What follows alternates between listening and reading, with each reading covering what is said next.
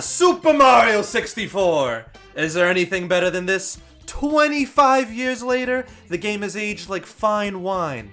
It still feels great to play and has such fun, memorable levels.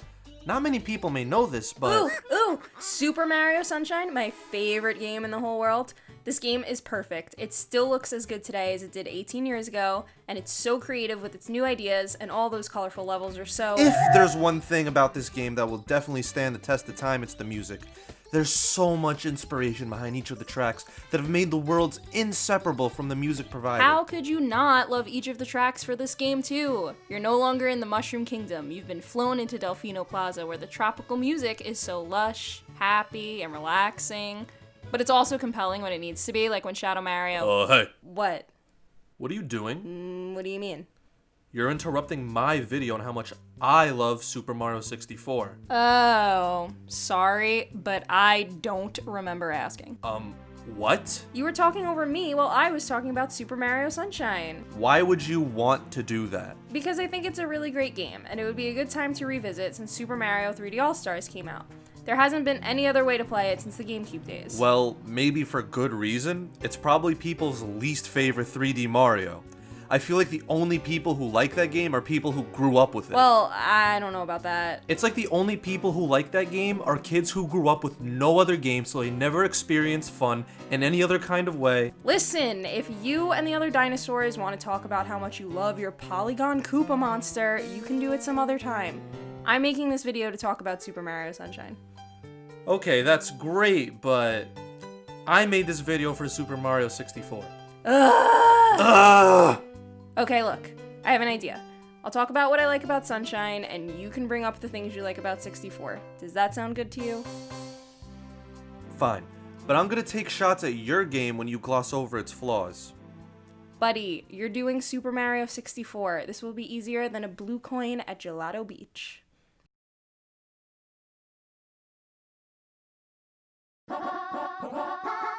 We all remember Mario 64 for its worlds.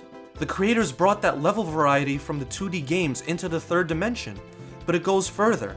From the snowy mountaintop of Cool Mountain, the ocean of lava in Lethal Lava Land, and the flying obstacle course of Rainbow Ride all create interest with the level diversity.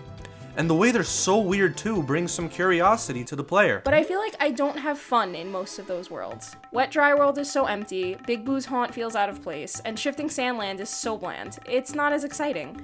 Of course I still think it's really creative, but I would never voluntarily choose to swim through a creepy, flooded coffin while I could be swimming in a colorful coral reef. But some of those worlds are part of the best experiences of the game. Each world in Super Mario 64 is unique for their aesthetic experiences. Sure, Wet Dry World makes me want to die, but it offers a new type of creative thinking for the player that you don't get in other worlds, not even in Sunshine. Shifting Sandland teaches you that you can explore an entire world at your own pace, and Big Boo's Haunt is a gem. It's unexpected, it's mysterious, it's scary, and it's memorable for its spooky atmosphere opposed to other worlds. Well, compared to Mario 64, Sunshine keeps its consistency with the island vacation theme throughout the entire story. The first floor of Peach's castle in 64 has bob-ombs and thwomps. Then you go upstairs, and if you're expecting more, tough luck because now Mario is in a clock. Where'd the thwomps go? There's so much detail in Sunshine, like being able to see Peanut Park in the distance at Rico Harbor. Even the Piantas are detailed to fit each area, whether they're at the beach or gambling in the hotel casino. You're far away from everything you know about Mario, but the atmosphere feels right for the franchise. And it's super adorable.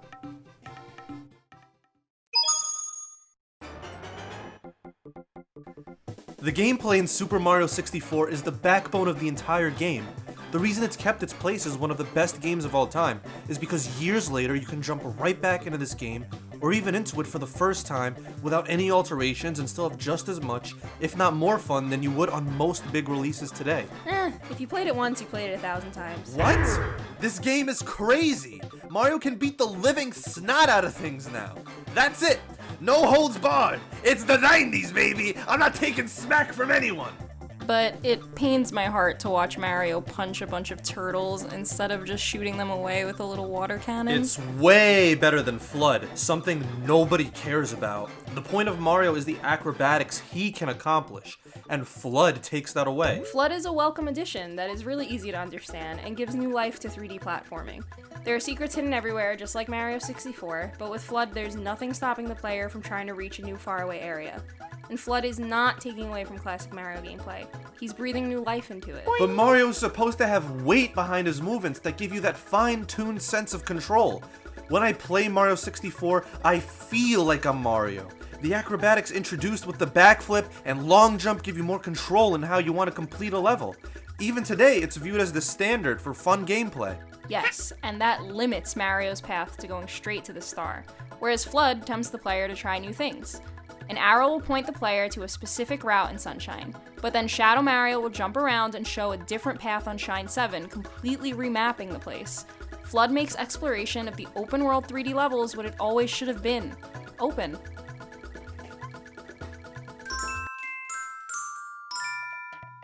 Whether you like the gameplay or not, Sunshine has given us the most memorable bosses on the GameCube. Yeah, maybe like 3 mixed in with some of the most annoying bosses on the GameCube. You're the most annoying boss on the GameCube. No, Gooper Blooper is. He reappears 3 times. A rematch, sure, but they extend the length of a shine by just throwing him in there. Well, so does Bowser. You have to beat him the same way all 3 times. They could have at least been more creative with each fight. And they are. Every fight he gets new powers, and it's a lot harder to knock him into the bombs with each one. Still, Mario Sunshine has themed variety here that 64 doesn't. I did get annoyed with the repetitiveness of Gooper Blooper as an adult, but he's prominent in the water worlds and it makes sense. Petey Piranha's in the towns, Monty Mole's in the cannons. 64 will throw 3 Bowsers at you and a random Wiggler in a mountain, with Bowser Jr. being introduced as the main villain who keeps taunting Mario. Then, with the big reveal of Bowser in the final battle, it makes it that much more exciting to see the big guy. Most of these characters introduced even reappear in other Mario games and become staples to the series. Not memorable? We have bosses like King Bob-omb, King Thwomp, and I-Rock. I mean, who can forget I-Rock? They're unlike any boss we ever saw in Mario, and goes to show how varied each aspect of the game is. Because everyone fondly remembers the oversized bomb, the oversized slab of concrete, and the oversized hands.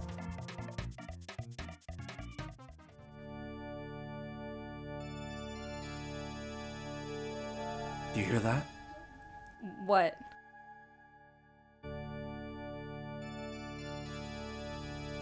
No, it can't be. What is it? It is! Oh no. It's none other than the soundtrack to Super Mario 64. What you're hearing right now is Ultimate Koopa, one of the best boss fight themes ever conceived. The absolute momentum of the piece as you have your final face-off against Bowser. The mortal Italian plumber from Brooklyn has climbed heaven to face off against God. But God is dead. Bowser has killed him, and he will do worse to Mario if he does not. Listen to that. It's one of the best tracks in Sunshine. Just one part in a soundtrack overflowing with joy and that summer feeling. Are you okay? Sorry, I have a lot to say about the music for Mario 64. There's so much variety in the game's tracks. I know Sunshine does too, but you can't generalize the music for the whole game by just picking a piece from it. Oh, there's no generalization here. Whenever you jump into a world in Sunshine, the music you hear immediately tells you what kind of mission this is going to be. A chill coin collection or a fun underwater secret to be found. We have Shadow Mario's theme being exciting and frantic, alluding to the mystery of his identity. I still get chills entering Serena Beach, first thinking this is going to be a pleasant sunset beach level, then you speak with the mayor, and then the quiet, peaceful music stops, and boom! There's your cue to move at a faster pace to keep up with the hectic song. In a game that's constantly going from slow, relaxing tunes to severity, this adds even more surprise to an already surprising experience. Yeah, fitting a tropical setting is definitely one thing, but how about conveying the mood for a vast array of worlds? Mario 64 gets the job done by having such a diverse soundtrack featuring the series' most unforgettable tracks. Like the game's main theme, a trumpet pop that catches your ear and plays behind you while you turn those levels into your playground. It's triumphant, loud and proud, and keeps the momentum. But then it comes to Bowser, and the track Koopa Road grabs the same way, except the whistles of the unsuspectingly dark track play behind you as you progress through some of the most perilous obstacle courses in the game.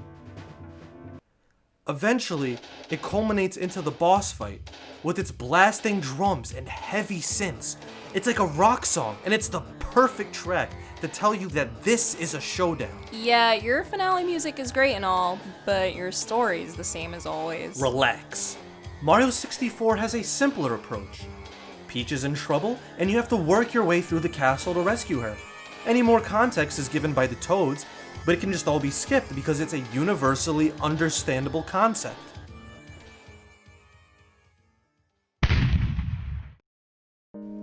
Super Mario Sunshine is a fun little summer tale that appeals to both casual and serious players. Although the voice acting is reminiscent of a terribly dubbed over Saturday morning cartoon, it shows that Nintendo is not afraid to break boundaries with their mascot being in a new place with new characters. I like the difference from 64, giving Mario a partner to talk to and create a bond with in FLUDD. Video games should not be quiet and stale, but rather a world full of life. This change in attitude to the classic Mushroom Kingdom characters clearly inspired their personalities in future installments. Quiet and stale is far from it. The empty atmosphere of 64 isn't something to drag, because it adds a sense of mystery not present in any other Mario game. Magic paintings, castle secrets, toads stuck in walls. There's so much speculation this game created that persists today. Because of how unforgettable this game is why I'd say it's such a monumental installment for not just Mario, but for video games in general. Thanks so much for watching our first episode of Clashstronauts. We'd love to hear your favorite thing about 64 and Sunshine, so leave a comment below. Be sure to also like, subscribe, and hit that notification bell for our next video. We're really sorry this video took so long to come out, but we hope you enjoyed it. We're also super appreciative of our response to our first video, and are really excited to come out with the next episode of Penny Planet. Rocket Coalition will come back sooner than you think.